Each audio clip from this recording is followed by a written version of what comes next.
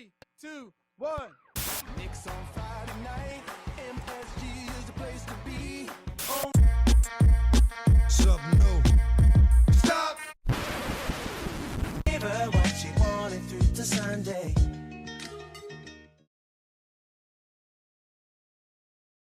On est les champions. On est les champions. Hey Seb, comment tu vas pour cette deuxième prise? Parce que oui, c'est la deuxième prise. Pas un jour, pas une semaine, mais on est là, on est we here. On a sorti les bagues, on a sorti tout l'attirail. Parce que quoi? On a sorti le vieux t-shirt. On est les champions. Seb, tu vas bien? Ben ouais, on est champion. On est champion. Je pensais pas pouvoir dire ça de mon vivant d'une équipe d'Enix. On est champion de la NBA Cup. Ouais, de la cup. On va en parler parce que bon, certains vont nous dire c'est une coupe en carton. Ouais, on a ramené la coupe à la maison. Voilà, c'est ça, on l'a fait. Les Knicks l'ont Elle fait. semblait lourde hein, pour du carton. Ouais, ça, pour moi, c'est pas du carton. À Vegas, les trucs en carton, et puis la NBA, le carton, non, je suis pas sûr. Bon, t'as passé un bon début de semaine? Ah ouais, non mais ce match était... Et ce match, en plus d'être kiffant parce qu'on a gagné, mais en plus c'était un match haletant, vraiment. Donc, C'était une belle finale. Donc c'est vrai qu'il y avait plein d'ingrédients qui font que ben, à la fin quand tu gagnes, tu as un ouf de soulagement et puis c'est cool quoi. C'est cool de connaître ce sentiment quand même, tu vois. Donc, Voilà. Pas un jour, pas une semaine sans qu'on parle des Knicks. Cette semaine, on parle 2 fois des Knicks. Alors bon, c'est vraiment parce que il y avait l'occasion qui s'y prêtait. On n'allait pas vous laisser comme ça en mode ouais, bonnes vacances, hein, joyeux Noël, allez ciao, on se revoit en janvier. Non. On s'était bien dit qu'en cas de victoire, on serait de retour. Et on est de retour pour l'épisode 140, un épisode hors série. Avenix Week, Avenix Champ. Et ouais, le 140, c'est pour fêter un titre de champion. Ça valait bien la peine qu'on ressorte la caméra, qu'on rallume un petit peu les lumières et qu'on rebranche les micros. On va vous parler de ça, hein. On va avoir beaucoup de choses à se dire. Bah oui, non, on va quand même se concentrer sur cette cup. On va essayer de fêter ça dignement entre nous, entre vous, nos followers. On va se calmer un peu, je vais me calmer un peu. On lance le jingle et on regarde ce qui s'est passé à Vegas. Ce qui s'est passé à Vegas, ça reste pas qu'à Vegas. Allez, c'est parti. On regarde ce qui s'est passé sur cette finale de NBA Cup.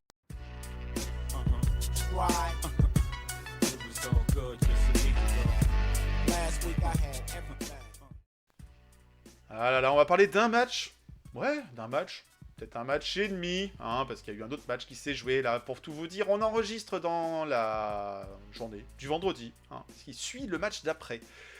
Les Knicks sont champions de la NBA Cup, c'est eux qui ont soulevé la coupe, qui ont levé le trophée face aux San Antonio Spurs, ça s'est passé à Vegas, dans la nuit de mardi à mercredi. Je t'avoue que moi, je les regarde pas tous en live, ces matchs des Knicks, parce qu'il y en a 82 dans la saison. 83 cette saison, ça va être encore un peu plus de nuits passées devant nos Knicks. Je les regarde plus souvent, pour tout dire, en léger différé, genre à 4-5 heures du matin. Je prépare le petit résumé de la rencontre que vous pouvez lire, bah oui, sur le blog, hein, ça se produit pas tout seul. Il y a bien un humain, c'est moi en l'occurrence, qui vous produit tout ça. C'est pas de l'IA, non, je pourrais peut-être me faire aider par l'IA pour voir si ça me simplifie pas mes nuits, mes matchs. Mais du coup, je regarde pas les matchs en live, je les regarde avant de partir au travail. Ça fait pas forcément un rythme très très vivable sur le long terme. Mais pendant que Seb ajuste sa caméra, fait une danse du ventre ou que sais-je. non, j'ai allumé la prise parce que j'avais branché en fait mon PC. Sauf qu'en fait, j'étais en train de voir que la batterie était en train de se décharger à vue d'œil. T'as pas de champion, à un moment le PC il te dit non mais t'as déjà regardé le match la nuit là, hop, y a plus de batterie là. Ok, tu vas nous sauver, ça va éviter que tu disparaisses d'un coup comme ça. Non, là c'est bon. Le café est servi. Bon, toi tu l'as regardé en live la finale. Mais bien sûr, là, j'avais pas le choix. Tu es un travailleur de nuit. Bon, ouais, sans dévoiler ton métier du spectacle. Bah, bon. Mais c'est vrai sans que... dévoiler ton métier du spectacle. Certains parlent de gogo dancer. On dévoilera pas tout. Hein. Non, c'est pareil, ce qui se passe à Vegas reste à Vegas. Mais non, mais pour moi, ça, je m'étais dit, attends, c'est pas tous les jours que Knicks joue une finale. J'ai pas le choix de pas le voir en direct. Et en fait, donc j'ai regardé une partie. Il y a un groupe Discord que Chappie avait créé avec pas mal de supporters des Knicks. Qu'on Il y salue a- au passage, hein, Bien sûr. Cherki et tout ce groupe. Bien sûr, bien sûr. Et en fait, j'avais trop de décalage avec eux, donc je le suivais, je les rejoignais au quart-temps ou à la mi-temps pour débriefer un petit peu. Et le quatrième quart-temps, je me suis dit non, je peux pas vivre ça tout seul. Donc j'ai suivi le reste sur mon téléphone avec toute l'équipe, tu vois, donc du Discord. Et puis de le vivre en direct avec d'autres personnes, c'était d'autant plus kiffant, quoi, c'était chouette. Bah oui. Non, et puis on a échangé après aussi, toi et moi, un peu après le match. Et non, mais c'est vrai que c'est voir les Knicks gagner une compétition officielle NBA. Non, mais c'était chouette, quoi. Surtout que moi, vraiment, cette équipe des Spurs, ça paraissait comme un peu l'épouvantail de la compétition. On en tu avait vois. parlé, hein. On Ouais. parlait de qui est le favori. Tu disais, Mm. peut-être une petite longueur d'avance pour les Spurs. Ils viennent de sortir OKC qui était quasiment invaincu, le champion en titre. Ça s'était joué à rien, hein. Mais voilà, le retour de Victor, il y avait motif à se dire, attention à ces Spurs, ils sont pas là par hasard. Ils pourraient très bien jouer un mauvais tour aux Knicks.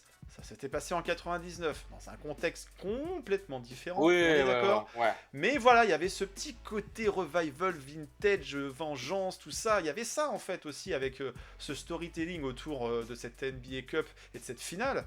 Le premier titre, pourquoi? De la dynastie qui allait se lancer avec qui ça? Victor Wembanyama. Il y avait un côté cocorico, français, franchouillère.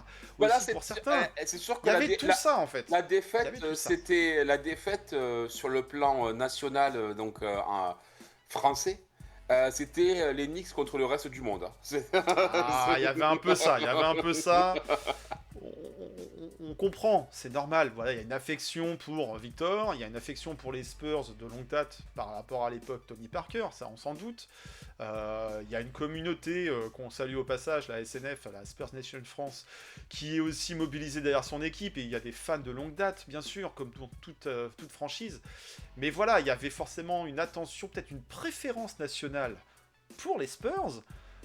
On sait que la base fan la fanbase, la base fan, oui, je sais plus comment on parle. En français, en anglais, on parle comment là? On a perdu notre latin, notre chinois. Bon.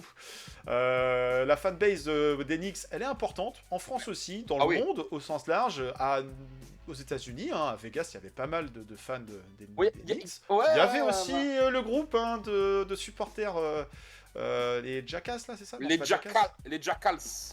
Jackals, voilà, qui faisaient du bruit, qui se faisaient entendre, hein. Ils ont fait le déplacement, Vegas n'était pas plein, mais voilà, il y avait quand même quelque chose de particulier autour de cette Cup, de cette finale. C'est une compétition qui est assez jeune, pour l'instant pas appréciée pleinement, un peu sous-estimée pour certains, qui vont dire ouais, c'est un peu forcé.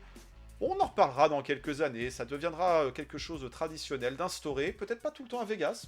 Il est question de délocaliser cette finale, et pourquoi pas après tout. Mais en tout cas, voilà, c'était quelque chose un peu d'immanquable pour nous, fans des Knicks, de voir ce match, dans la mesure du possible en direct. Moi, j'avoue, j'ai quasi fait nuit blanche avec cette histoire. Hein. Ouais, Le mercredi matin, la tête dans le cucu. Hein. C'était compliqué d'aller se coucher après ça. Ouais. Parce que c'est vrai que t'es avec tout l'influx nerveux, tu vois. L'euphorie, la célébration, les discours, l'après qui était à suivre aussi, quoi. Un match NBA, après, c'est long. ouais, et puis sur l'après, puis après, il y a eu des révélations. Voilà, donc d'ailleurs, je pense que tu te joins à moi pour présenter les condoléances à Victor suite au décès de sa grand-mère, qu'il l'a appris donc le matin même, donc de la finale, donc ça l'a un peu chamboulé, c'est évident, hein. Je veux dire, on a tous connu ce sentiment.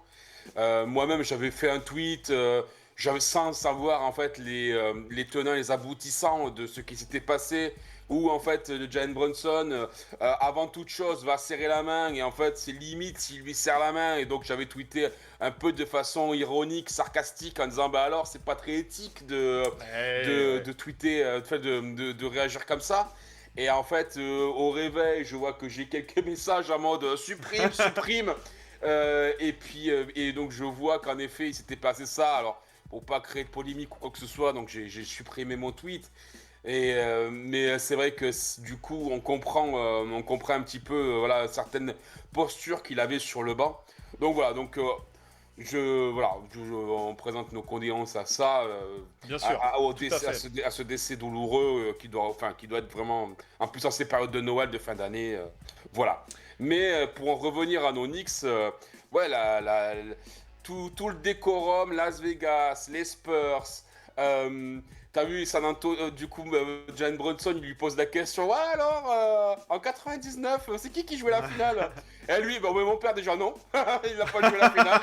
Allez, prends ça, papa. Voilà quoi. Bon, il savait.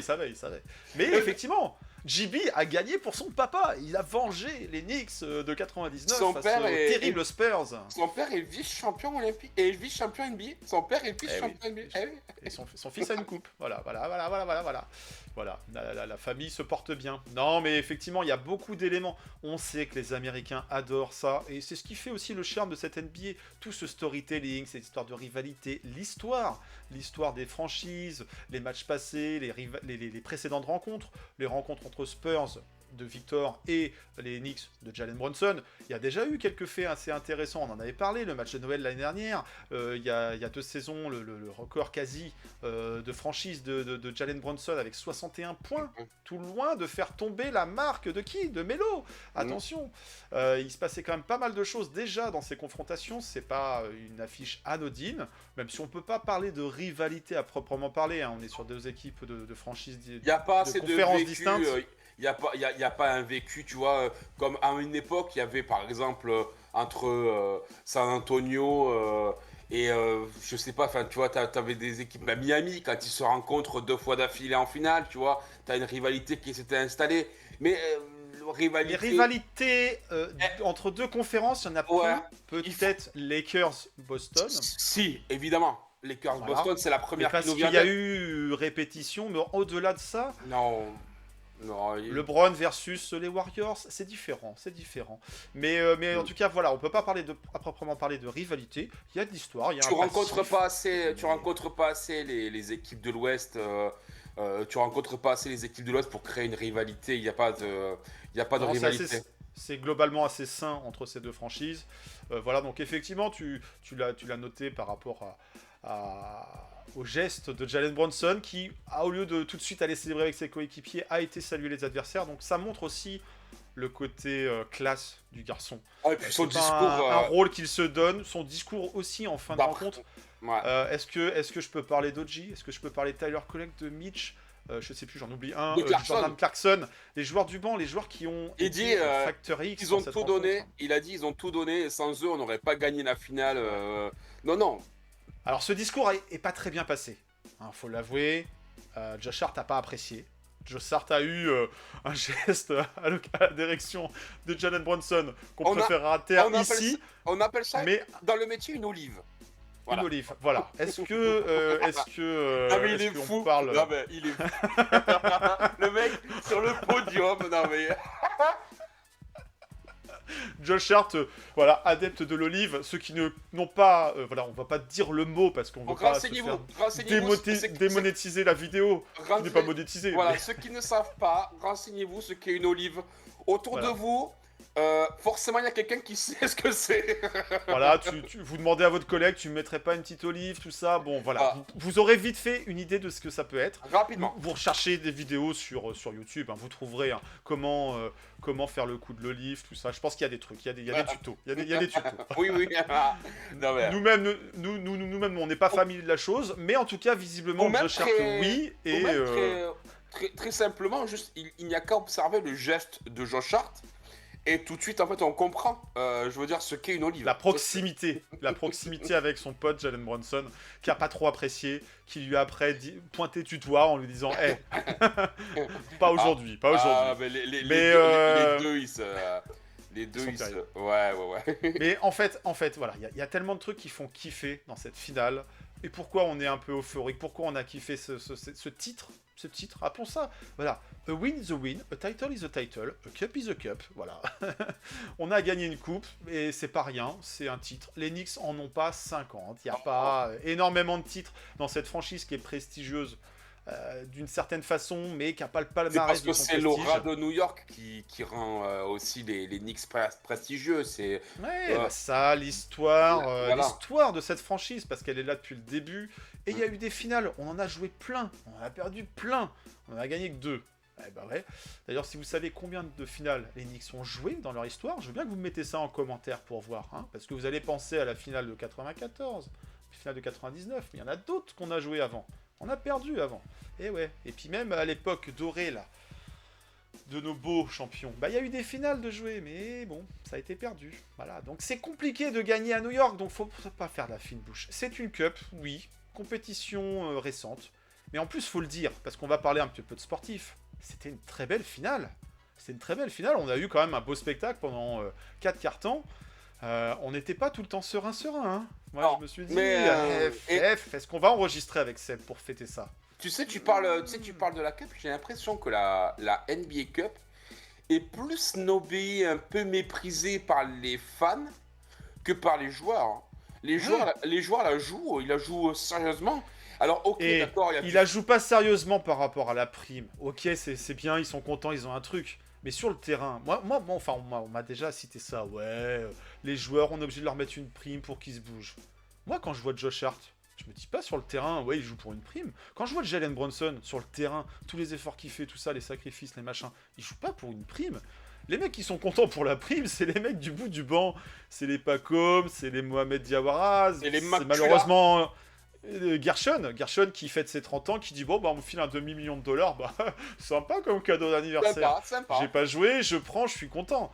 Ok, ils sont contents de ça. C'est un petit pécule, un petit bonus, un tips à la sauce américaine, à la sauce NBA, aux joueurs qui sont entourés contract, aux membres du staff. Ça c'est cool pour eux, tu vois. Est-ce que tu as vu hier, Walt Frazier, lors du match contre Indiana, a dit qu'en fait les stars, les gros salaires de l'équipe, eh bien en fait avaient donné une grosse partie.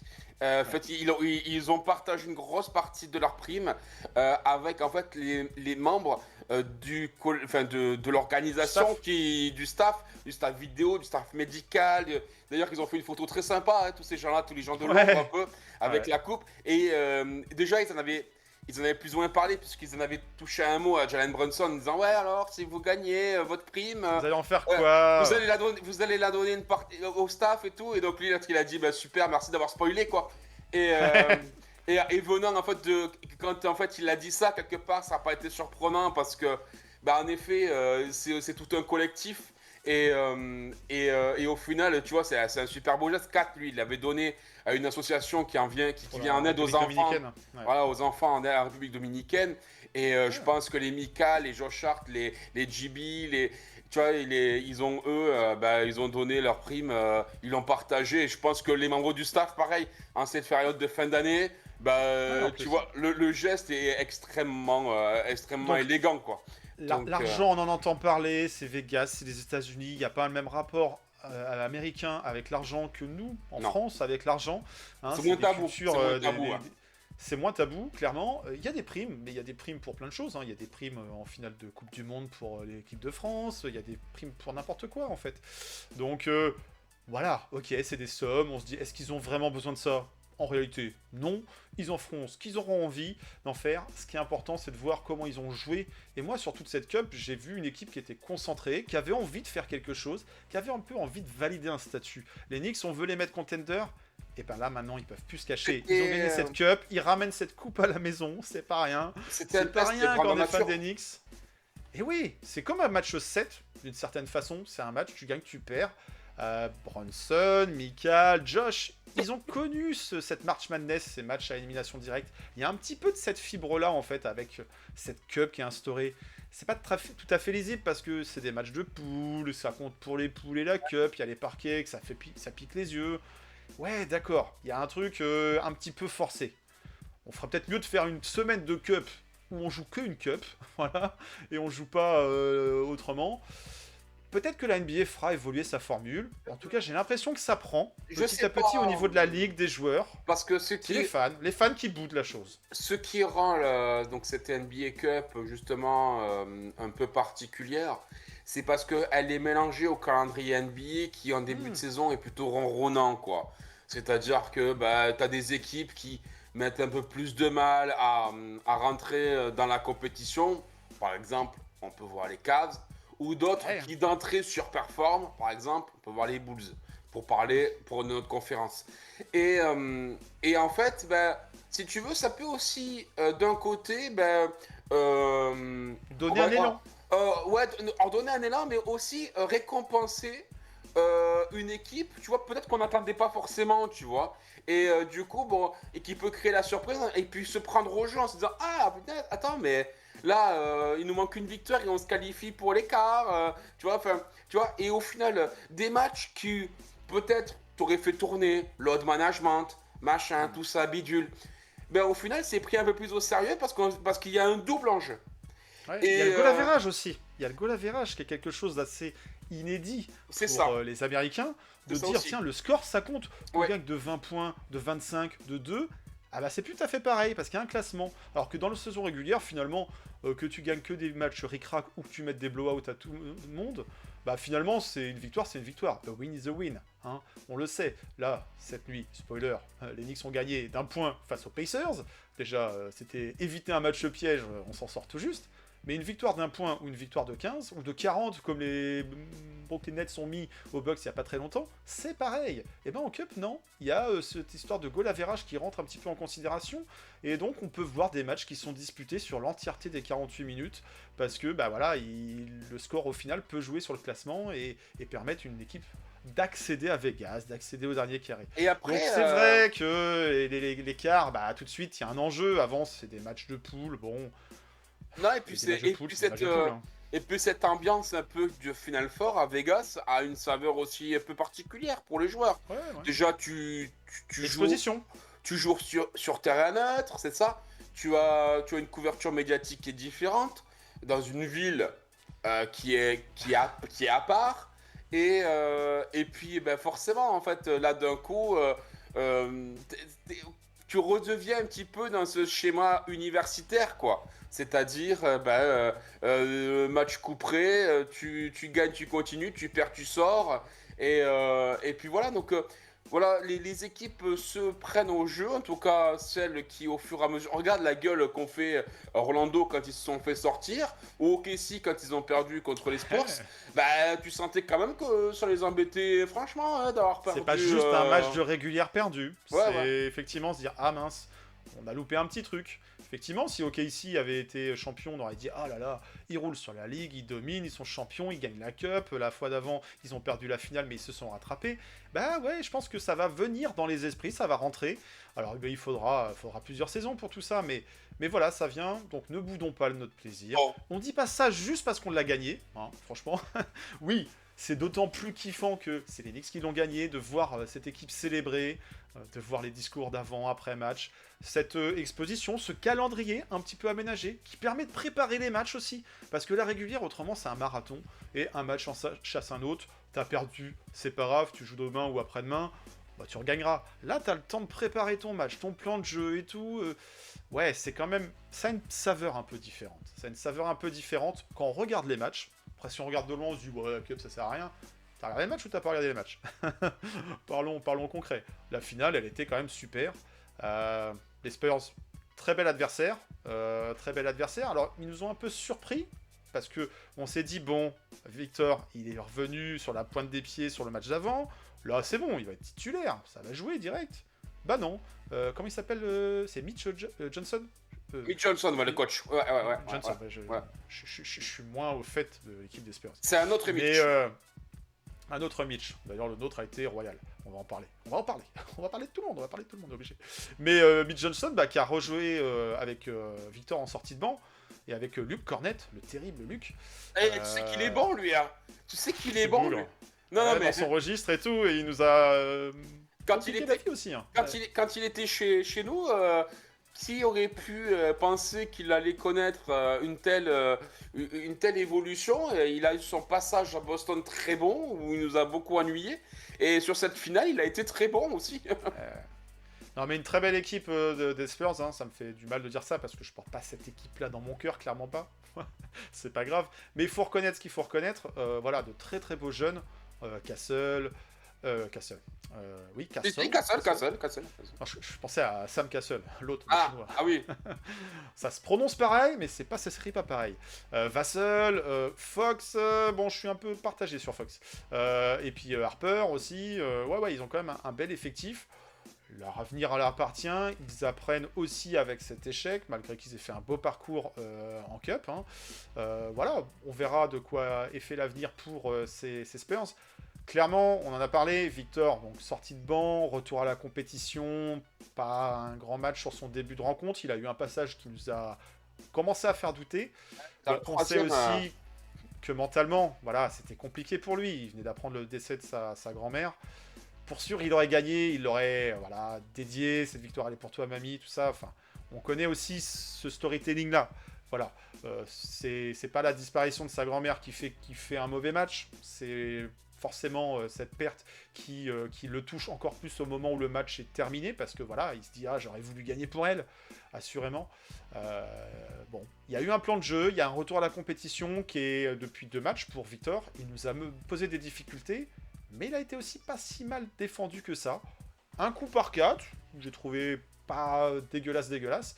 Et Mitch Richmond, non, Mitch Robinson, Monster Minch, qui a fait un chantier sur cette rencontre.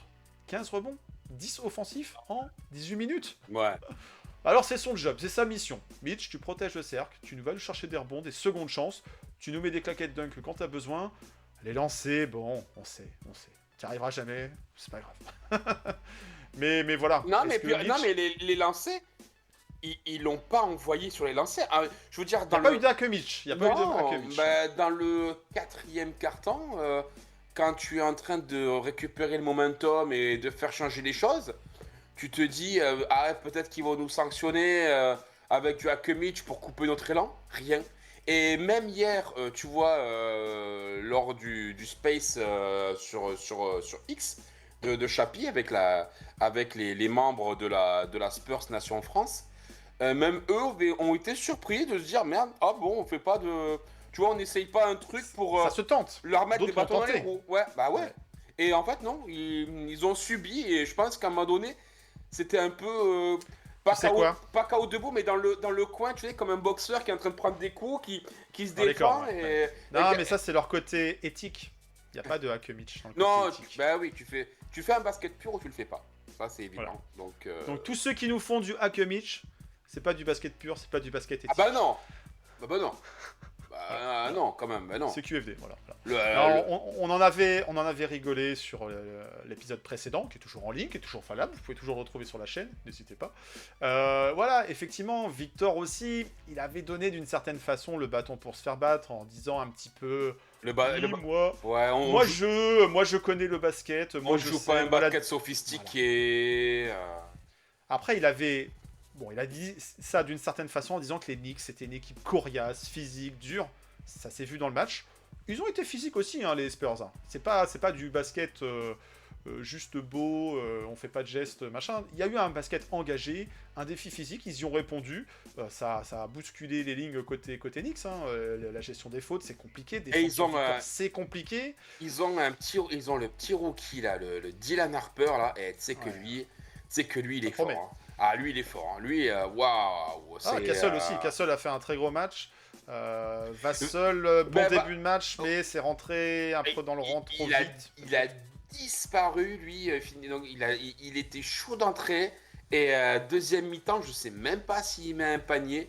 Il a disparu complet. C'est simple, en fait. En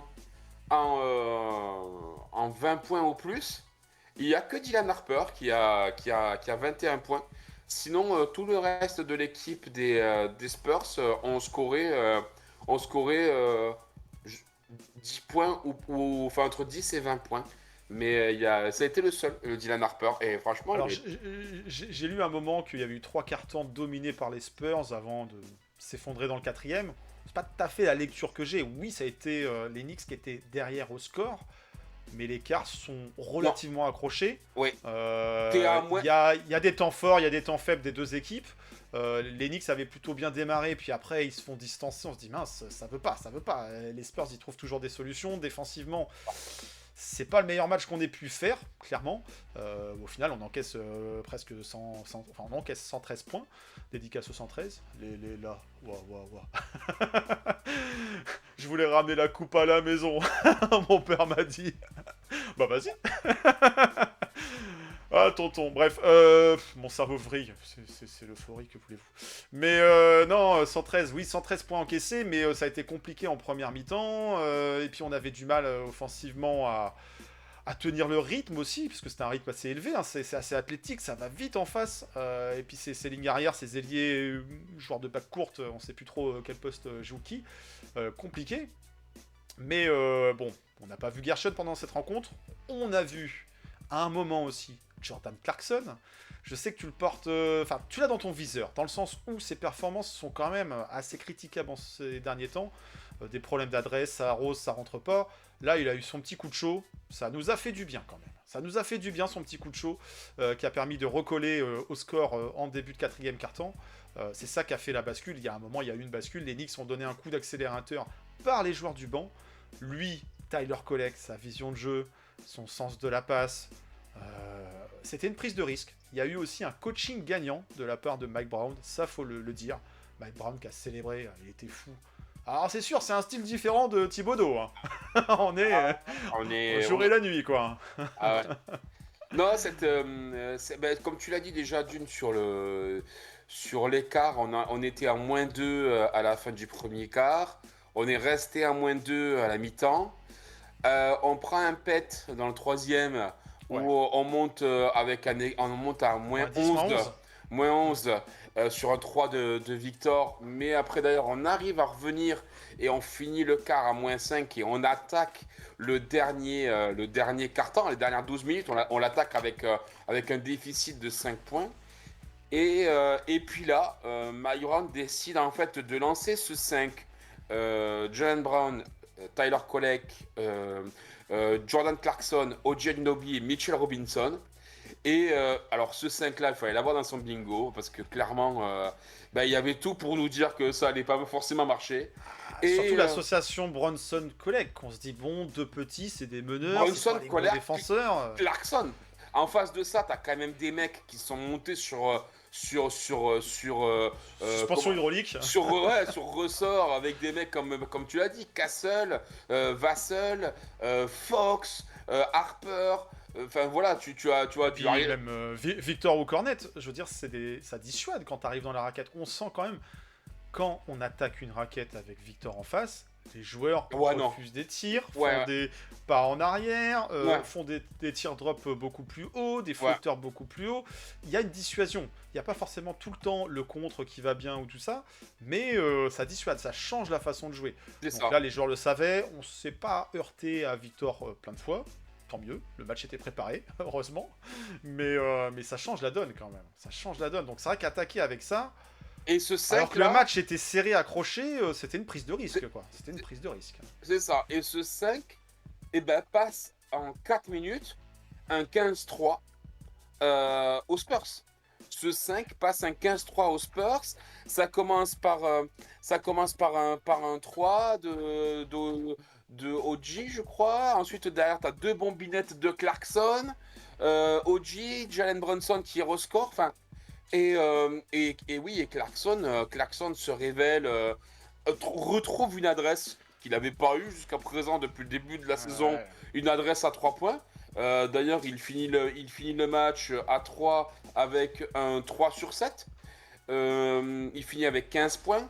Mais en fait, il nous fait un quatrième quart de toute beauté, avec un Colleck aussi à la baguette. Un Colleck qui finit en 14 points, 5 passes, et 5 rebonds. Et parce que mine de rien, défensivement, il a été présent aussi. Il a arraché des ballons. En force de siffler, tout ça. Enfin. Non, il a été déterminant dans son approche au match, dans son impact par rapport au match.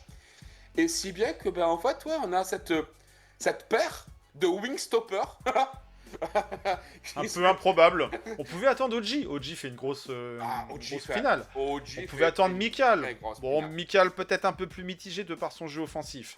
Mais Mikal a été embêté par son adresse, 1 sur 5 à 3, 4 sur 12 au tir, 11 petits points. Voilà, un peu plus compliqué, mais non, c'est pas grave. C'est pas grave, de toute façon, on gagne. les deux facteurs, c'est pas OG parce qu'OG on a l'habitude qu'ils produisent, donc c'est plus, Ouais, c'est plus un facteur X OG à ce niveau-là. Mais, Il fait une très belle finale parce que 5 sur 10 à 3 points, 9 Ouais. rebonds. Voilà, il fait une super finale. le Il a travail l'habitude des sur, finales. Faut pas le oublier, travail il est sur champion. Victor, le travail défensif. Après, il a été déchargé de cette de sa mission sur Victor. Il a fait autre chose. Non, mais les deux facteurs X sont Clarkson et Kolek qui ont été déterminants dans ce quatrième quart-temps. Et il fallait, fallait ça. non mais Mike Brown, tu vois, c'est en ça en fait où on parlait pour certains, c'était en ça moi pourquoi je voulais un renouveau dans le coaching, quelque chose qui rompt avec les habitudes de Tom Thibodeau, parce que ça clairement Mike Brown a fait quelque chose que Tom Thibodeau n'aurait pas fait les Ouais. années précédentes, c'est-à-dire qu'en fait il se serait appuyé dans ce quatrième quart-temps pour revenir sur son 5, il aurait fait confiance à son 5 en disant c'est eux qui vont avoir la solution. Et Mike Brown, en fait, ça l'emmerde pas, lui, de... Ah bah attends, on va revoir. Eh ben Mikal benché sur le quatrième quart. Mikal benché sur le quatrième quart, tu le joues quasiment pas. Et ben c'est pas grave, tiens, il me faut un deuxième ball handler à côté de Jalen Brunson. Ouais, parce que il et- fait revenir Kolek dans le quart à un moment où JP perd un ballon. Il y a un pressing défensif assez important. Et il se dit, bon bah, allez, je rajoute Kolek en plus. Comme ça, Ouais. il y aura 2 bons porteurs de ballon. Puis Kolek, il perd pas un ballon. Donc voilà. Mais... Quand il l'a, il le garde. Non, parce qu'il le distribue beaucoup, mais il n'en perd pas. Donc du coup, c'était une sorte de seconde assurance vie, ceinture bretelle. Mais voilà, c'était un parti pris. Alors c'est vrai que Kolek, ces derniers temps, profite de l'absence de Deuce McBride, qui est blessé. Ouais. Il y a également Landry Shamet aussi. À voir quand tout ce beau monde sera revenu, s'il y a Mais encore autant de place pour Kolek. il Mais en continue tout à cas, produire, il a marqué non. des points. Ben, disons que il saisit sa chance. Je t'aurais dit, si c'était Tom Thibodeau, je t'aurais dit oui. Il va retourner gentiment s'asseoir sur le banc. Merci pour tout, pour ta collect sanity. Et puis, ben, écoute, on se revoit sur une nouvelle blessure. On n'est plus, avec Tom Thibodeau en coaching, on est avec Mike Brown. Et du coup, ben, nous aussi, on le découvre. Et ben, quid de comment ça va se passer pour lui dans le futur. Mais force à parier que s'il continue à jouer comme il le joue, et spoiler, regardez cette nuit le match contre Indiana, il a été très bon, notamment il a fait un double-double, il a fini avec je crois 16 points et 11 passes, donc tu vois, et donc Messi continue comme ça, ben pourquoi pas, tu vois, en sortie de banc l'associer avec Mike McBride, je pense que ça peut très bien marcher parce que Mike Brad aussi est plutôt un pétard, Ouais. plutôt qu'un créateur, et puis eh ben, on cherchait un créateur et peut-être qu'on est quelqu'un qui est en train de se Révéler. de se révéler. En parlant en ce début de saison, au début de la saison, je te disais, ben moi, Tyler Kolek, je lui aurais dit, écoute, tu prends des vidéos de TJ McConnell et tu les bouffes et tu regardes ce qu'il fait. Et c'est marrant parce qu'en fait, ben, Mike Brown, cette nuit, après le match contre l'Indiana, a dit, ben justement, il est revenu un peu sur les 2 matchs consécutifs où il a été bon. Il a dit, ben, c'est pas parce que c'est un petit blanc que je le fais la référence par rapport à ça. Mais disons que, il dit voilà, ce qui fait la différence. Je lui ai dit de s'inspirer justement de TJ McConnell. Il dit parce que qu'est-ce qui fait de sa longévité? Ben, déjà d'une, parce que ben, défensivement, il arrive à apporter. Et c'est vrai que il arrive à faire des choses relatives à sa taille.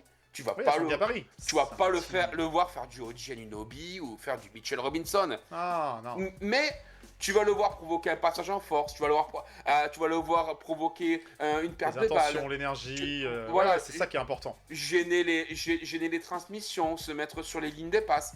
Et donc, il est petit, il a un centre de gravité bas, il est véloce. Donc c'est vrai que ben, c'est plutôt gênant. Et donc il lui a dit ça. Et puis il lui a dit aussi, en fait moi il lui a dit, tu as 2 super pouvoirs. T'en as un, en fait, où tu t'arrives à pénétrer, t'as ton, justement, ton ball handling, ton dribble, qui fait que t'as quand même une facilité à pouvoir pénétrer, casser les lignes. Et t'as une deuxième ligne qui est ton deuxième pouvoir, c'est la passe. Et il dit, oublie, si tu as des 3, prends-les. S'il y a des 3 ouverts et que les équipes donnent des 3, prends-les. Il dit, mais en fait, c'est pas ça qu'il dit. Il dit, ce que je veux, c'est que justement, tu sois à la création et que tu t'inspires un peu de ce que fait McConnell. Et à la fin, il a dit, et je veux que tu te fasses un troisième super pouvoir. C'est justement ça, faire ce que tu peux faire pour la défense. Et c'est comme ça qu'en fait, tu te pérenniseras oui. dans la NBA. Et comme on l'a toujours dit, comme tu l'as toujours dit, la NBA, les joueurs, c'est aussi une histoire de rôle et de trouver son rôle. Et s'il arrive à trouver son rôle dans cette équipe-là, où maintenant il est adoubé par le capitaine qui à l'issue de son discours de MVP, le cite. Et hier, pareil. Hier, il dit... Il remercie le Seigneur. Oui, Grâce au Seigneur. Merci Seigneur de nous avoir donné Tyler Collect. Il dit, j'ai été dégueulasse, il m'a sauvé. Et donc, s'il est adoubé par le capitaine, voilà. Donc, moi, je me dis, il y a moyen qu'il continue. Alors, peut-être pas sur des 25 minutes par match, évidemment. Mais... que tu vois que le coach l'associe plus souvent à Jalen Brunson, que le coach le fasse plus souvent sortir. Tu sais, à un moment donné, comme on dit, une saison est longue. Il y a des gens qui rentrent dans des rotations, il y a des gens qui en sortent. Les rotations de début de saison ne sont pas les mêmes que celles de fin de saison. Tu as des gens qui gagnent des places, des gens qui perdent des places. Et bien peut-être que lui est en train de gagner sa place. Donc on verra. Des gens qui se font trader. Il était dans des rumeurs, on parlait de José Alvarado, pourquoi pas un départ de Colec. Ouais. Ça peut lui donner de la valeur aussi, si c'était un trade. Et il est en train de gagner et il est en train, mine de rien, parce que il y avait quand même, pour Tyler Colec, un petit sentiment un peu touchant le concernant. On savait que les Knicks l'avaient bien aimé, on savait que lors de la draft de l'année dernière, ils vont le chercher. Pour le chercher, ouais. Voilà, ils vont le chercher, ils le signent tout de suite. Parce que Léon Rose croit en lui. Il performe l'année dernière en G-League, plus compliqué dans la Grande Ligue. On s'était dit, au début de saison, tu te rappelles, Tyler Colec, peut-être que c'est le moment. Et puis en fait, il a du mal à démarrer. On s'était dit, sur les 10 premiers matchs, c'est lui, avec Gershon, le grand perdant de ce début de saison, parce qu'il a disparu, en fait, c'est lui, il joue pas. Et puis, par le jeu des blessures, hein, comme une saison NBA peut en connaître, et le coach refait appel à lui. Et là, cette fois-ci, il a dit, ok coach, je suis présent, je suis là. Il a écouté les conseils, visiblement, hein, les conseils de... Parce que c'est vrai que il joue un peu différemment, il provoque plus, il percute plus. Et puis, écoute, à notre grand bonheur, il est aussi en train de gagner un peu le cœur des fans, un peu justement de cette petite lune de miel qui est en train de se créer. Donc, voilà. Espérons que ça dure le plus longtemps possible pour lui. Il n'est que sophomore, il a peu joué la saison dernière, il a plutôt performé en G-League. Ils avaient gagné un titre avec l'équipe de Westchester Knicks la saison dernière. La Cup aussi. L'équivalent de la Cup, tout à fait, ouais. Alors que cette saison, c'est quand même beaucoup plus compliqué du côté de la G-League. Hein. Ça gagne plus grand-chose. Est-ce qu'il y a un rapport de cause à effet ? On vous laissera vous faire un avis là-dessus. Mais en tout cas, oui, en ayant éclos, on va dire, un peu plus aux yeux du public, du grand public, sur une scène qui n'est pas n'importe laquelle, qui est Vegas en finale de la Cup, et puis, ça va lui donner des raisons d'espérer, et pourquoi pas Mike Brown de l'utiliser encore, même avec le retour des blessures que seront les retours de McBride. Mais comme quoi, et Landry Shamet. Donc il y a peut-être une place à les pérenniser. Merci avoir, Malcolm Brogdon d'avoir pris ta retraite. Comme quoi on peut avoir, oui, c'est vrai, déjà d'une. Et puis comme quoi on a peut-être un banc qu'on sous-estime. Ouais. Alors après, performer un jour, c'est pas performer toujours. Bien sûr. Est-ce que on ferait pas un petit Nick of the Week, un nouveau, là, pour l'occasion? On a parlé de pas mal de joueurs. Attends. Par contre, on n'est pas du tout revenu. Au moins, ça se cite sur le match de Mitchell Robinson. Ah bah oui, j'allais en venir. Qui a été... Il y a plein de gens qu'on a évoqués. Incroyable. Mitch a été monstrueux. Monster Mitch. Oh, punaise. Le mec. Il s'est exprimé, alors je sais plus par quel média, j'ai vu passer ça récemment, en disant bon, moi j'ai performé quand j'étais dans le 5, j'ai performé quand je suis en sortie de banc. En gros, mettez-moi où vous voulez, de toute façon, je fais mon boulot, je fais ma mission, je performe. Voilà. C'est vrai qu'avec Mitch, on sait ce qu'on va avoir, on sait ce qu'on va pas avoir. Et là, sur cette finale, bah, il avait une mission parce que Victor Wembanyama, c'est compliqué à défendre. Mitch sort du banc, Victor aussi, donc match-up en direct. Ouais. Bon, pas simple.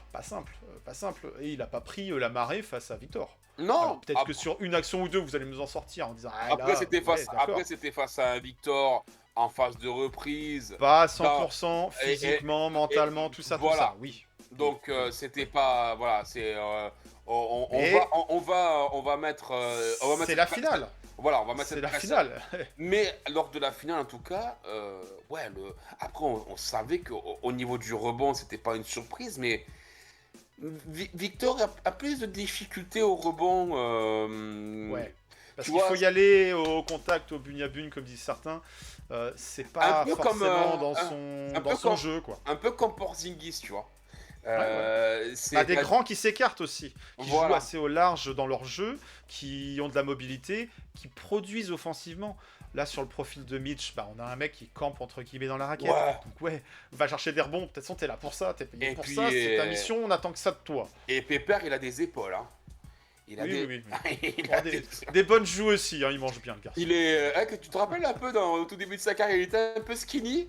Là maintenant, c'est. Tu vois qu'il conduit des Monster Truck, hein. Là, c'est. Après, c'est diverses périodes de rééducation aussi, parce qu'il a été blessé très régulièrement, Mitch.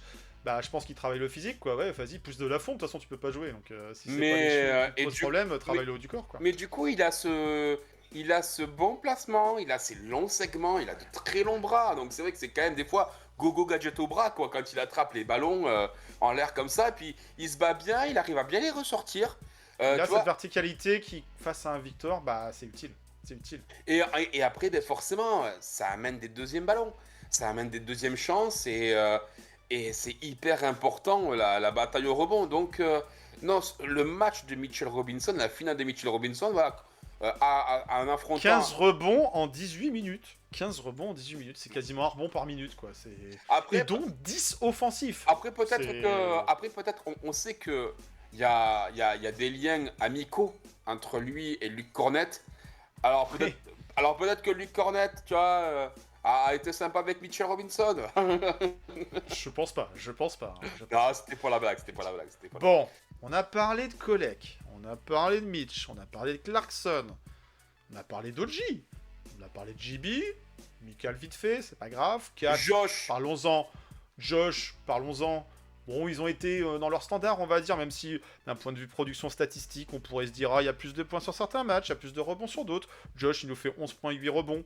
Voilà, Et avec de alors, l'énergie. le Et 3, un 3 points. Il est à 1 sur 3, mais le 3 points qu'il nous met, Ah, mais pour moi, c'est ce 3 points qui c'est fait le dagger la avant le différence. dagger, quoi. Ouais. Enfin, le... Sur la truffe à D'Aaron Fox. Ouais, Ah mais ouais. parce qu'il est pas respecté, il est pas défendu serré. Mais le il est- chrono défile. il Bah, a vas-y, arrêté. je vais shooter. Ouais, Et il le met, quoi. il est arrêté, il shoot relâché. Et ce 3 qui rentre là. De toute façon, on était dans ce moment d'euphorie où il y a tout qui rentrait. Et, Ouais, mais faut avoir les cojones pour le prendre. Il faut le mettre. Il faut le mettre, ça change tout. Parce que ouais, 1 sur 3, il était à 0 sur 2 avant. C'est Brunson qui est un peu pris, le ballon qui lui arrive. C'est pas nécessairement à Josh Hart qu'on pense pour prendre ce genre de tir à responsabilité. Et ben il a pas fui ses responsabilités, il l'a mis. Voilà, c'est aussi cette force du collectif, cette confiance des uns vers les autres. Ouais, c'est ça qui est beau avec cette équipe aussi. C'est aussi ça qui nous fait kiffer cette équipe. C'est que oui, il y a des grosses individualités. Oui, Brunson fait un gros match, il est défendu, il prend beaucoup de shoots. Karl Anthony Towns, c'est pas sa meilleure ligne de stats, mais il est dans le combat, il prend un coup, il revient quand même dans le match. Bon, c'est voilà, 6 sur 12 au shoot, 2 sur 5 à 3 points, 16 points, 11 rebonds pour 4 en 30 Et minutes. Josh Hart aussi, hein, qui se sacrifie. À un moment donné, il prend un coup dans les cojones, là, dans les coucouilles. Ensuite, il prend sur une bataille au rebond. D'ailleurs, c'est pour ça qu'il n'a pas joué hier. Et cette blessure me dérange un peu parce que. Alors, c'était abdominal. Je crois que c'est après la même chose, déchirure abdominale. Il y a 2 Euh, ans, là, en playoff, ouais. en finale, en demi-finale de conférence contre les Indiana Pacers, pareil, il avait cette déchirure abdominale, ça j'aime pas des masses, les blessures musculaires comme ça. Et, Surtout que ça peut mettre du temps à guérir, mais et puis il se ménage pas. On sait Et qu'en ce moment il joue pas mal parce qu'il a retrouvé le 5 majeur. Ouais, il a un rôle très important, un rôle son- de liant, un rôle de entre rebondeur. son doigt, son machin, son truc. Non mais il se Et sacrifie. c'est en ça où les gens me disent ouais, la cup, il joue pour l'argent. Le mec, il joue pas pour l'argent, il laisserait son cœur, sa vie sur le terrain, sur le parquet. Voilà, il est digne du numéro 3 qu'il porte. C'est un joueur qui mesure pas ses impacts, ses efforts, son énergie. C'est super plaisant à voir jouer. Et c'est en ça où il va complètement dans l'ADN Knicks. Et puis en plus, c'est un clown. Un clown qui nous fait rire avec ses conneries. Hein, producteur d'olive, maintenant on le sait. Pareil, sur le podium, genre il fait le mec surpris quand ils appellent le MVP de Jalen Brunson. Il nous refait le coup de il y a de l'argent et tout. Ah, sacré Josh, sacré Josh. Non, Qu'est-ce qu'on lui- ferait sans lui? Ah bah C'est un bout en train, mais Ouais. à la fois un super basketteur. Ouais, non, bah lui, tu sais que il fera partie des figures quand il sera Marquante, ouais. quand il sera plus vieux, tu sais, et qu'il aura pris sa retraite et qu'il sera invité au Madison Square Garden. Il fera partie des figures marquantes de cette décennie Knicks, Cette quoi. épopée, de cette épopée Knicks, de cette ère Knicks. Et Est-ce qu'il aura son numéro 3 retiré au plafond? c'est encore trop tôt pour le dire, parce C'est que trop tôt. pour l'instant, son aventure avec New York n'est pas terminée. Mais si un jour il venait d'ailleurs- qu'à y avoir un titre NBA, ben écoute, des questions devront se poser parce que du coup là le cahier des charges sera rempli, tu vois. Donc voilà. Parlons-en avant de parler du joueur de la semaine, du joueur de cette finale, de qui on va honorer. On a parlé de voilà, je crois qu'on a fait le tour de tout le monde là des joueurs. Certains n'ont pas joué, dommage, mais malheureusement pour les matchs à enjeu, des fois il faut faire des choix et les choix ont été faits. Les choix étaient bons puisque les Knicks ont gagné. Mais justement, on parlait du numéro 3, il y a peut-être un numéro 11 qui prend vraiment cette direction d'aller au plafond. Mais les Knicks déjà ont un petit peu communiqué sur la façon dont ils allaient célébrer cette Cup. On pouvait s'attendre à une bannière, même Ouais. si c'est pas une bannière de champion, c'est une bannière de victoire de Cup. Donc vous pouvez la designer différemment, vous pouvez faire une bannière horizontale plutôt que verticale. Il y a plusieurs façons de faire. Les Lakers, qui ont un plafond plutôt rempli, ont mis une bannière. Les Bucks, qui ont un plafond moins rempli, mais tout de même un titre NBA il n'y a pas si longtemps que ça, ont mis une bannière pour la Cup. Les Knicks, semble-t-il, par rapport aux insides de Yann Begley et Shams Charania, ne mettront pas de bannière. Bonne, mauvaise idée.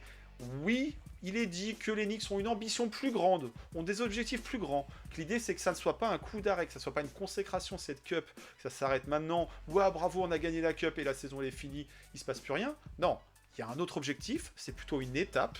On valide un palier, ça y est, on a la Cup. On est, entre guillemets, la meilleure équipe de l'Est, ou du moins, on veut le prétendre, et la Cup valide cet aspect-là.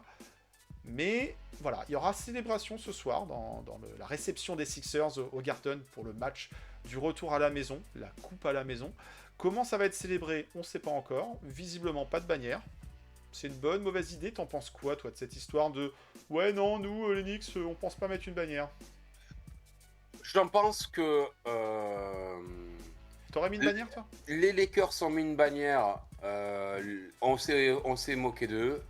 Les Knicks disent nous on met pas de bannière, on se moque d'eux. Bon, quoi que tu fasses, de toute façon, il y aura toujours eu des gens qui se seront moqués de la décision qui avait été prise. Je peux le comprendre d'un certain aspect, dans le sens où, les gars, C'est pas une fin en soi. Ouais. bravo, ok, mais c'est pas ça qu'on veut. On reste focus parce que, ok, c'est une étape. Ok, on a validé entre guillemets l'étape de premier tiers de saison en mode on est dans les clous, on est dans les temps de là où on voulait être. C'était parce qu'il a dit que c'était un objectif de saison. Comment dire, Jalen Brunson. Hein. Il a dit. Donc c'était Le quand même. mec. C'est le mec. Il s'était the dude. Il s'était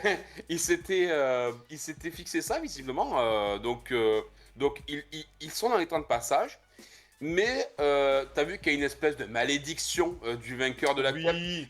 Oh, regardez, chaque vainqueur termine, se fait éliminer au premier tour. Alors pour rater l'info, il fallait quand même, il fallait le faire parce que, je veux dire, bizarrement, je sais pas si les Spurs, s'ils avaient gagné, cette info aurait été autant relayée. Oh, Pourquoi parce que là, les Knicks l'ont gagné. Ah, attention, vous avez Ou vu si quand même.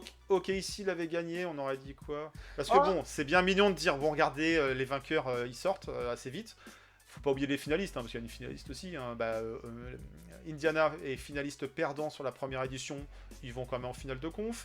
OKC est finaliste perdant la saison dernière, ils sont champions NBA. Donc bon, voilà, est-ce que les Spurs seront champions NBA ou iront en finale de conf? On verra. Champion NBA, j'avoue, j'ai un doute pour l'instant. Mais je pense pas qu'on sera... Jacques Monclar en a parlé sur Beansport parce que après, pareil, on lui a dit « Ah, regarde, il y a une malédiction et tout. » Il a dit « Non, mais ça n'a rien à voir. Ok, faut voir l'état de la conférence Est, faut voir l'état de l'équipe, quelle est la dynamique et tout. Bon, si les Knicks terminent 1, 2 ou 3, faut y aller pour se faire sortir au premier tour. Ça serait sacré upset. Grosse blessure, ça serait sacré upset, ça serait un accident industriel. Rien n'est impossible dans le sport, mais c'est peu probable. Aujourd'hui, les bookmakers voient les Cavs sortir de l'Est, être champions de l'Est. C'est une grosse cote au regard de leur position dans la conférence Est. Oui, encore maintenant. Alors, je sais pas si tous les bookmakers, j'avoue, je parie pas. Toi qui travailles dans le milieu de la nuit, peut-être que tu le sais. Mais non, chez Winamax, je crois, pour pas les citer, ça ressort encore. Ou sur, bon, bref, un autre. Et les Knicks, ce serait que deuxième. Donc, bon, à voir. Mais en tout cas, non. Il y a peut-être une malédiction. Eh ben, on sera peut-être les Knicks cette saison qui vont casser cette malédiction. Quoi. Ça m'a fait rire parce que c'était vraiment très souvent souligné. Ah, attention quand même, les Knicks. Ouais, mais les Knicks, ça fait longtemps que vous n'avez pas gagné. Tu sens quand même que... Ou alors, c'est sûr, les Knicks, ils vont mettre une bannière. Alors là, c'est sûr et certain. Les connaissant, en fait, non, mon con, tu les connais... Enfin, tu les connais pas tant que ça, en fait. C'est... non. Et donc, ouais, écoute, et ils la mettent pas... Moi, personnellement, je trouve ça dommage. Peut-être qu'ils la mettront en fin de saison.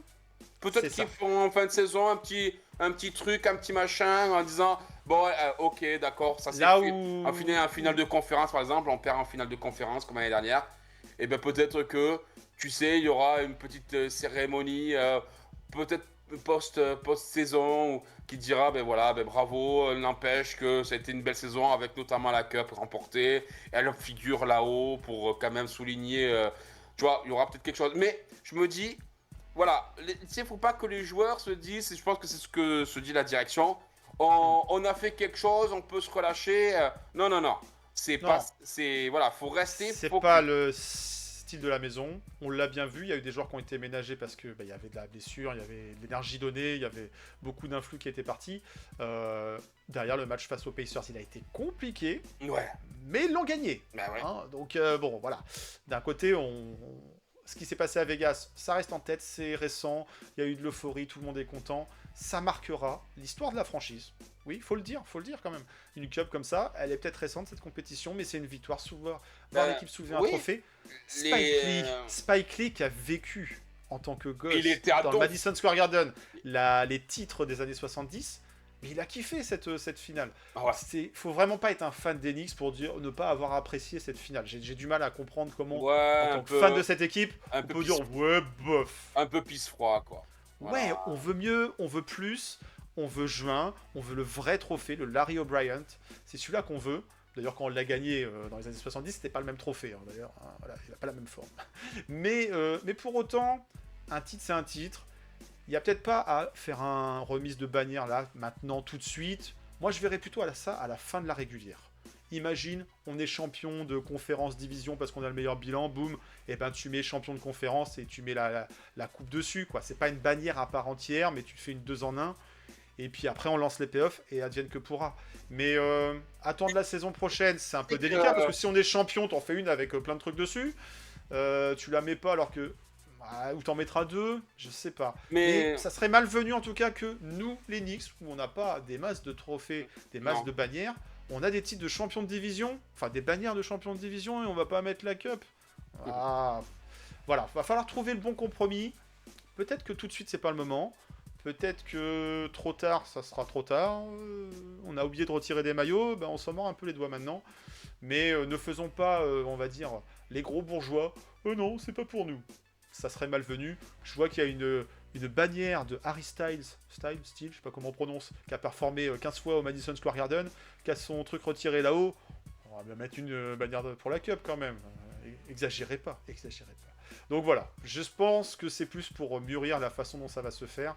Je sais pas si les Lakers l'avaient retiré tout de suite. Je sais pas si les Bucks l'avaient retiré tout de suite. Mais ils avaient quand même monté quelque chose là-haut en souvenir. Ça sera important de le faire, je pense, parce que ça restera quand même un beau souvenir pour les Knicks fans, pour l'histoire, pour pas la salle, parce que ça s'est pas passé chez nous. Mais c'est comme si on gagnait un titre à l'extérieur. Puis gagner des matchs à l'extérieur, on en avait besoin. Et ben maintenant, on sait le faire. On sait le faire. Bon voilà, dites-nous en commentaire si pour vous, faut mettre une petite bannière ou pas, quelque chose, un truc pour ces mecs. Hein. Allez, on revient aux joueurs de la semaine, puis après on parle d'un dernier truc. Il faut rester jusqu'au bout avec nous, il y a une petite surprise qui vous attend. Ouais, Alors, et puis, joueur de la semaine de la finale. Et puis on pourra faire un tout petit. Moi je voudrais juste faire un tout petit focus sur notre bilan et sur notre forme actuelle parce qu'il y a quand même 2-3 petites choses à dire sur. Tu vas nous en parler dans quelques instants. Qui on désigne pour le Nick of the Cup, on va y appeler ça comme ça. On a parlé de beaucoup de joueurs. C'est dur, ça a été dur de choisir. Et on a fait un choix qui n'est pas un choix. Mais notre choix est fait. Notre choix, c'est la paire Clarkson-Colek. Voilà. Cette photo, elle résume très bien ce côté euphorique. Ouais. Ce côté game changer, ce facteur X. C'était deux facteurs. Les facteurs passés à Vegas. Et oui. Et à la fois Colek, à la fois Clarkson, bah, ils ont permis de faire un moment de bascule dans cette finale. Alors oui Bronson, oui OG, oui Mitch, oui tous en fait. Bien sûr. Tous. Même ceux au banc, ils se sont levés, ils ont célébré tout ça. Le coach aussi, le coach c'était important. Léon Rose qui était un peu retrait mais qui est venu un petit peu. Il était là, on l'a viens là, vu. viens On l'a prendre vu. des cotillons aussi. On l'a vu, Léon. On n'a pas On vu l'a James Dolan. On n'a pas vu James Dolan. Ah. Pourtant il est un peu chez lui, il a Ouais. sa grosse bouboule, ça se ferme. Et non, Bizarrement. Bizarrement, il n'est pas venu parler avec Adam Silver. C'est bizarrement. Bizarre. Quand on parle d'extension pour des équipes à Vegas, peut-être que lui veut pas partager. Je sais pas. Bref. Pas de spéculation, non, donnons les lauriers à ceux qui le méritent. Et peut-être que ça sera dur de leur redonner un peu plus tard dans la saison. Quoique, on sait jamais avec ces loustiques-là. Et ben voilà, ça sera Clarkson et Colek. Le Jordan Colek, le Tyler Clarkson, appelez ça comme vous voulez. Le Colson ou le Clarkex, je sais pas comment vous voulez. C'est le duo qui nous a fait chavirer. Un peu improbable, on n'aurait pas forcément misé sur eux. Et ben c'est eux qui ont permis de faire la différence dans ce match. Et rien que pour ça, un titre à la maison, ça fait tellement longtemps. De notre vivant, on n'en a pas connu.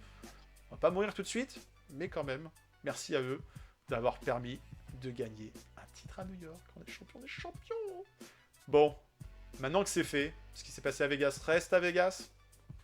On aimerait bien ramener ça au mois de juin, mais on en parlera au mois de juin. On regarde quand même un petit truc là. Il y a un petit truc à vous annoncer.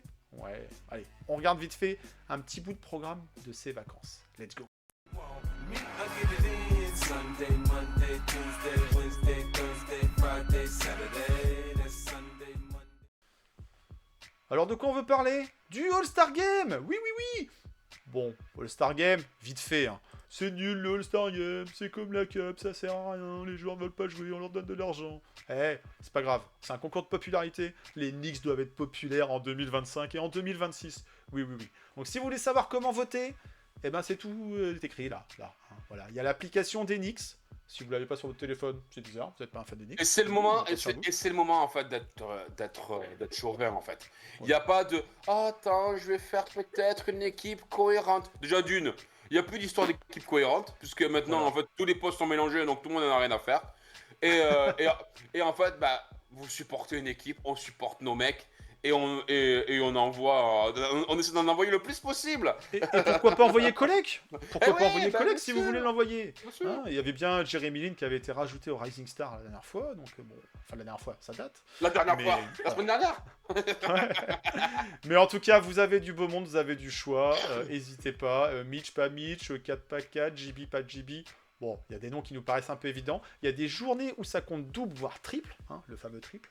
Donc, n'hésitez pas à voter depuis l'application, depuis le jour de portail l'an. nba.com.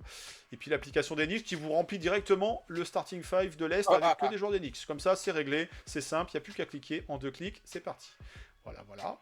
Ça, c'est dit. Mais on voulait vous reparler d'autre chose que de la Cup, mais pas que ça. Toi, tu voulais nous parler un petit peu du bilan. Alors, je t'avoue que je ne l'ai pas vers moi, le bilan de la conférence Est, sans rentrer complètement dans le détail, avec cette petite victoire à Vegas qui ne compte pas, mais avec cette victoire d'Enix dans l'Indianapolis, conjuguée avec la défaite des Pistons face aux Mavs, Cette nuit, ouais. les Knicks ne sont plus qu'à une petite place de la place 1. C'est ça. Donc la meilleure équipe de l'Est, peut-être que c'est dans le viseur, c'est l'un des objectifs des Knicks aussi. Il va falloir suivre cette seconde partie. C'est pas vraiment une seconde partie, hein. Après la Cup, généralement on parle plutôt du post-All-Star Game, mais en tout cas l'hiver va être intéressant à suivre.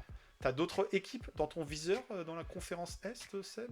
Non, c'était pour parler un petit peu juste de nos derniers matchs. Bon, déjà en comptant le match de la Cup, on est sur 7 victoires consécutives.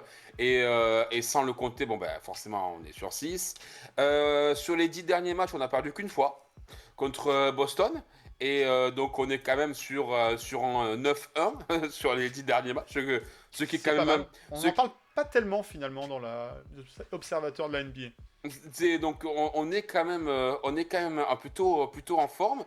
Et puis aussi ce qu'il faut voir, c'est que on met des points, mais on a quand même réduit la voilure au niveau de nos points encaissés. Alors là, contre Indiana, on a encaissé 113, contre San Antonio 113. Alors contre Orlando, c'était un match euphorique, on était à 120, mais après 101 contre Toronto, 100 contre Orlando, 112 contre Utah, 104 contre Charlotte, Il y a un 84, peu de mieux. 94 embellie contre défensive. Toronto. Enfin, et donc, tu vois, sur les 10 derniers matchs, on est redevenu une équipe qui défend plus. Et du coup, on est quand même au niveau des ratings, on est remonté. On est toujours une des meilleures attaques, hein. On envoie du gros. Mais au niveau défensif, on sent qu'il y a des choses qui sont aussi là en train de se mettre en place. On voit un 4 qui défend en plus, en tout cas sur Il faut le dire. sur le match contre San Antonio et sur le match contre Orlando, ben on l'a vu quand même s'y filer plus en défense, il faut quand même le souligner. On a aussi le retour d'Oji qui a fait énormément de bien, hein, on va pas se voiler la face. Il est revenu très très bon. Et puis des deux côtés du terrain, parce que là encore sur la Cup, beau match. Hier, OG, qui semble-t-il a demandé des conseils à Dirk Nowitzki pour son shoot. Ouais, visiblement, c'est ce qu'il a dit. T'as tapé à la bonne porte. Mais hier, le match en est un petit peu tu vois, symptomatique. C'est que on a donc JB qui nous met ce dagger incroyable à 3. Il reste 4 secondes au chrono et remise en jeu après temps mort des Pacers. Et OG fait l'interception du ballon dans les mains de Siakam. Hyper véloce, hyper agressif. Et ça en était, tu vois, JB au scoring, OG à la défense. C'était vraiment, tu vois, le focus des deux. Donc, on retrouve une défense. Et on fait un très beau mois de décembre qui, pour l'instant, on a connu qu'une seule défaite au mois de le 3 contre Boston. Dans ce match, là, 123-117, un peu gênant. Mais sinon, le reste, pour l'instant, en tout cas, très très bon, quoi, au niveau de ces derniers matchs, de ces 10-15 derniers matchs, quoi. Clairement, la dynamique est bonne. Le bilan depuis l'arrivée aussi de Josh Hart dans le 5 de départ est Aussi. très bon. Le retour de Mitch Robinson sur le banc, visiblement, ça lui pose pas de problème, que ce soit dans sa tête, mais aussi dans son jeu. Donc c'est parfait tout ça. Pour l'instant, tout tourne plutôt bien, malgré les absences de Landry Shamet qui avait été très bon, malgré aussi les absences de Deuce McBride. Donc voilà, en tout cas, pour l'instant, tous les voyants sont plutôt au vert. Espérons que ça continue le plus longtemps possible. On va voir un calendrier qui va se compliquer. On en avait un petit peu parlé, on l'a évoqué rapidement dans l'épisode 139 que vous retrouvez aussi sur la chaîne. Mais oui, le mois de décembre est plutôt bon. on est l'équipe en forme de la conférence Est parce que, donc, comme je te dis, on présente une fiche de 6 victoires consécutives. Tu l'as dit, les Pacers, là, je l'ai regardé ce match cette nuit contre les Mavericks. Ils le perdent bon, sur le parquet des Mavs, mais le match va en prolongation. Peut-être qu'il aurait pas dû aller en prolongation parce que là, il y a une interception d'AD dans les mains de Stewart. Pour moi, elle est valable, mais bon, elle est sifflée. Mais cette nuit, les refs n'ont pas été en forme. Hein. Cette nuit, les refs, il y a eu pas mal de controverses. Mais on a Toronto qui a gagné, mais après, derrière, dans les 4, 5, 6, on a Boston qui est sur 2 défaites. Philadelphie qui est sur une défaite et Orlando qui est sur 2 défaites. Donc, tu vois, il y a quand même. Il y a quand même ce duo Détroit Knicks qui sont devant. Détroit est avec un bilan de 21-6 et les Knicks avec un bilan de 19-7. Mais derrière, tu as tout ce troupeau de Atlanta 9e et Toronto 3e là, qui se tiennent tous. Ils se battent tous, ils se tiennent tous. Et Cleveland qui est sur 2 défaites consécutives. Cleveland qui est avec un bilan de 15-13. Qui s'en sort pas et là dernièrement ils ont encore perdu là ils avaient perdu contre Charlotte et ils ont encore perdu Chicago là contre Chicago avec un énorme Josh Giddey en triple double si je ne m'abuse donc voilà et puis bah écoute la conférence Est en tout cas il y a un écrémage qui est en train de se faire sur le haut du panier. À voir comment ça va, comment ça va tourner pour la suite. Et la conférence Ouest qui est toujours avec 4 équipes moteurs. Voilà, on a Oklahoma qui est toujours devant, les Denver Nuggets qui sont aussi sur 6 victoires consécutives. Je dirais 5, mais ouais. Ils sont sur 6. Non, je disais il y a 4 équipes qui sont un petit peu devant dans la conférence Ouest. Houston qui a perdu 2 matchs, dont notamment cette nuit, ils perdent. En plus, le match, je l'ai regardé. C'est ça. Je sais plus. Ils perdent contre qui putain, tu vois, j'ai perdu. Il y avait beaucoup d'affiches sur contre cette les nuit, Pélicans. Contre les Pélicans en prolongation, alors qu'ils menaient bien. Et les Pélicans font une deuxième mi-temps incroyable.